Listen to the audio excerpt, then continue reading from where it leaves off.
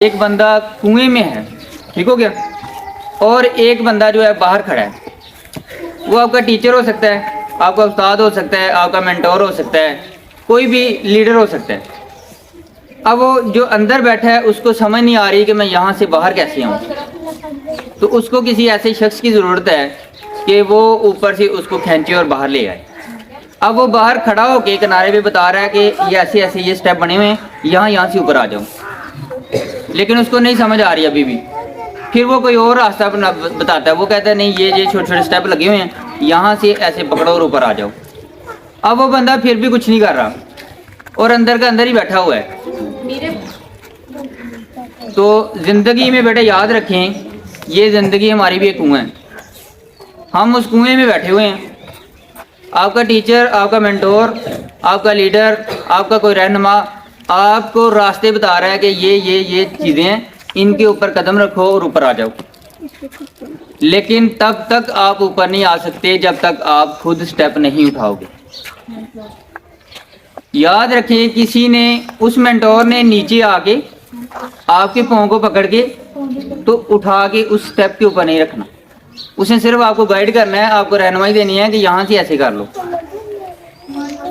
اور اگر بالفرض اگر وہ چلے نیچے آ کے آپ کا ایک پاؤں پکڑ کے ایک سٹیپ پہ رکھ بھی دیتا ہے، دوسرا قدم پھر آپ کو خود ہی اٹھانا ہوگا. تو بہت سارے بچے، بہت سارے اسٹوڈنٹ، نوجوان، جب یہ ان کا تعلیمی کیریئر یہ والا دور ختم ہو جاتا ہے تو وہ بعد میں بلیم کرتے ہیں کہ ہمیں کسی نے یہ گائیڈ نہیں کیا، کسی نے بتایا نہیں. اور بہت سارے ہمارے نوجوان، بہت سارے ہمارے اسٹوڈنٹس یہ سمجھتے ہیں کہ ہمیں ہمارے ٹیچر کا ہی کام بنتا تھا، ہمارے مینٹور کا ہی کام بنتا تھا کہ وہ ہی انگلی پکڑ کے ہمیں آگے تک لے کے جاتا. تو زندگی میں بیٹے یاد رکھیں، کوئی بھی مینٹور، کوئی بھی ٹیچر یا کوئی بھی رہنما جو ہے وہ آپ کو صرف گائیڈ لائن دیتا ہے، آپ کو راستہ دیتا ہے، چلنا آپ کو خود ہے. اور اگر آپ تہیہ کر لیں کہ آپ نے کنویں کے اندر ہی رہنا ہے تو ٹیچر کوئی راستہ نہیں ملتا تو وہ ایک رسہ ہی پھینک دیتا کنویں کے اندر، کہتا ہے چلو اس کو پکڑو میں کھینچ لوں گا آپ کو.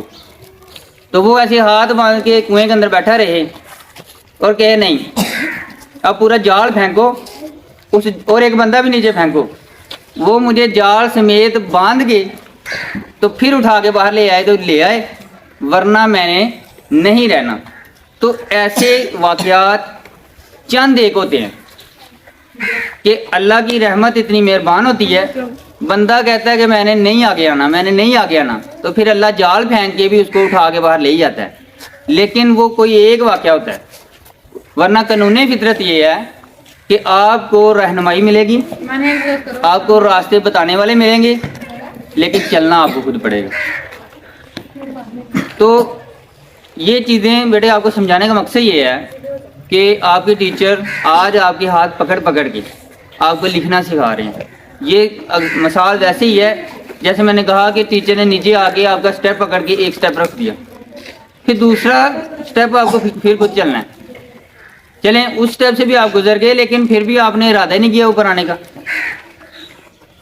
تو آج الحمدللہ آپ کو ہر طرح کی سہولیات موجود ہیں. آپ پڑھنا چاہیں تو آپ کو پڑھانے کے لیے ٹیچر موجود ہیں. آپ پڑھنے کا ارادہ کریں، آپ کے گھر والے آپ کے لیے سیکریفائز کرنے کو تیار ہیں.